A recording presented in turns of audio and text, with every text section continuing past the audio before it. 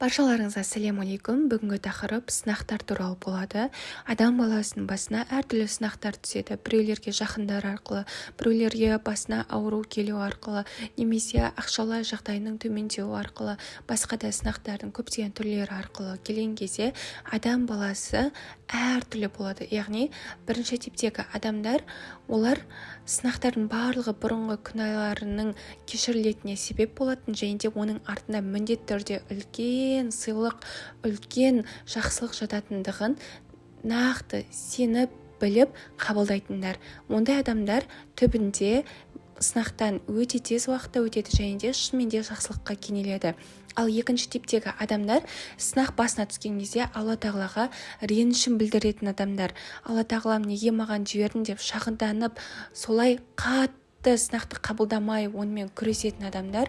Ондай кезде Алла тағала күнәларының сынақ арқылы ол адамның күнәларын кешіруіне себеп болады, бірақ артынан жақсылық өте аз болады, яғни келу мүмкіндігі өте аз болады. Өйткені адам көбінесе шағымданады. Өйткені пайғамбарымыз саллаллаху алейхи уассалам хадисіне айтқан тұғым, адам баласының табанына бір тікен кірсе де оның күнәларын кешіруіне себеп болады деп. Сондықтан кез келген сынақ, ауру болсын, басқа да жағдай біздің бұрынғы күнәларымыздың кешірілуіне себеп деп қабылдауымыз қажет. Және де сынақтың мынандай да түрлері болады. Мысалға келетін болсақ, Алла тағала адам баласына 100% жақсылық бергісі келеді.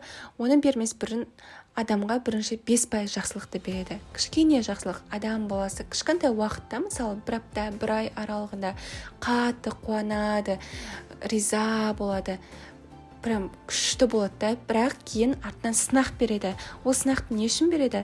Ол сынақтан адам өтетін болса, шүкіршілікпен, сабырмен өтетін болса, Алла тағала қалған 95% жақсылықты береді екен. Қараңыздар, 5% алдын ала береді, сынақ береді, сынақтан өткен кезде қалған 95% береді. Бірақ адам баласы сол сынақ келген кезде шағымданып, ренжіп, Алла тағалаға соншалықты көп реніш білдіретін болса, ол 95% келмей қояды. Сондықтан кез келген сынақ келген кезде адам баласы жаңағыдай күнәсін кешіру және де артынан жақсылық болатынын күтіп, әрекеттерін жасай беру қажет. Яғни сынақ келді, сабыр ету керек деген ол шыдап отыру емес, ешқандай әрекетсіз отыру емес, әрекетті жасай беру керек, бірақ әрекеттің нәтижесін Алладан болатынына нық сеніммен қарау қажет. Сол кезде жылдар бойы 10 жылдап созылған сынақтардың өздері де бір аптада, бір күнде, бір сәтте шешілетін болады. Ол үшін адам баласы өзін толықтай Аллаға тапсыра білу қажет. Яғни Алланың алдында толық әлсіз екенін мойындау қажет. Адамдардың алдында емес, Алланың алдында әлсіз екенін, Алла тағалам бүкіл мүлік, барлық сенен, білім сенен, бүкіл әрекеттердің барлығы сенің арқаңда, қолымның істеп тұрғаны, аяғының жүріп тұрғаны, барлығы сенің арқаңда, миымның істеп тұрғаны сенің арқаңда деп Алла тағаланың алдында шексіз әлсіздікке ой алдырған кезде, адамдардың арасында емес, тек Алланың алдында ғана, сол кезде Алла тағала иншалла өзінің көмегін береді. Яғни жаңағы амалдардың барлығын орындау арқылы.